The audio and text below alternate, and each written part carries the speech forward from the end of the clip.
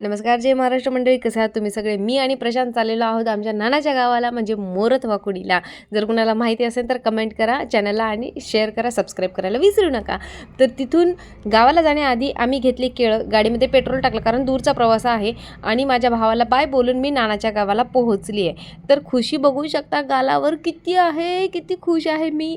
आणि तिथे माझी नानी काम करत होती. माझ्या आईला हाय बोलून माझ्या नानीला सुद्धा हाय क्युटी केलं आणि नंतर मी माझ्या मोठ्या नानीच्या घरी गेली. तिथे हाय बोलून घरी आली तर आईने आमच्या शंकरला आहेर केला होता आणि ते आमची नानी वगैरे सगळे जे आहेत ते देवदेव फिरून आले होते. त्याच्यानंतर गादी वगैरे करतात, गादी सत्यनारायण करतात. जर कुणाला माहिती असेल तर कमेंट करा आणि सांगा तुमच्याकडे पण असा गादीचा कार्यक्रम कधी केलेला आहे का.